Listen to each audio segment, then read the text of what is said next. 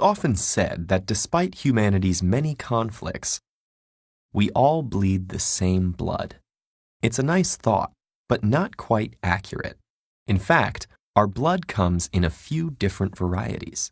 Our red blood cells contain a protein called hemoglobin that binds to oxygen, allowing the cells to transport it throughout the body. But they also have another kind of complex protein on the outside of the cell membrane. These proteins, known as antigens, communicate with white blood cells, immune cells that protect against infection. Antigens serve as identifying markers, allowing the immune system to recognize your body's own cells without attacking them as foreign bodies. The two main kinds of antigens, A and B, determine your blood type. But how do we get 4 blood types from only 2 antigens? Well, the antigens are coded for by 3 different alleles, varieties of a particular gene. While the A and B alleles code for A and B antigens, the O allele codes for neither.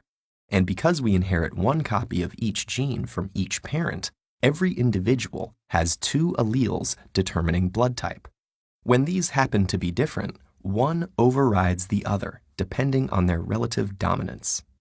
For blood types, the A and B alleles are both dominant, while O is recessive. So A and A gives you type A blood, while B and B gives you type B. If you inherit one of each, the resulting codominance will produce both A and B antigens, which is type AB. The O allele is recessive, so either of the others will override it when they're paired, resulting in either type A or type B. But if you happen to inherit 2 O's, instructions will be expressed that make blood cells without the A or the B antigen. Because of these interactions, knowing both parents' blood types lets us predict the relative probability of their children's blood types. Why do blood types matter? For blood transfusions, finding the correct one is a matter of life and death. If someone with type A blood is given type B blood, or vice versa, their antibodies will reject the foreign antigens and attack them, potentially causing the transfused blood to clot. But because people with type AB blood produce both A and B antigens, they don't make antibodies against them, so they will recognize either as safe, making them universal recipients. On the other hand, people with blood type O do not produce either antigen, which makes them universal donors, but will cause their immune system to make antibodies that reject any other blood type.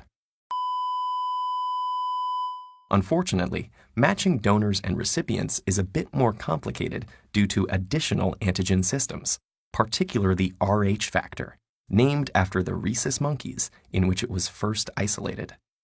Rh plus or Rh minus refers to the presence or absence of the D antigen of the Rh blood group system. And in addition to impeding some blood transfusions, it can cause severe complications in pregnancy. If an Rh negative mother is carrying an Rh positive child, her body will produce Rh antibodies that may cross the placenta and attack the fetus, a condition known as hemolytic disease of the newborn.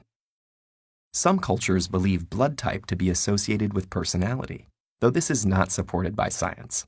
And though the proportions of different blood types vary between human populations, scientists aren't sure why they evolved, perhaps as protection against blood-borne diseases, or due to random genetic drift. Finally, different species have different sets of antigens. In fact, the 4 main blood types shared by us apes seem paltry in comparison to the 13 types found in dogs.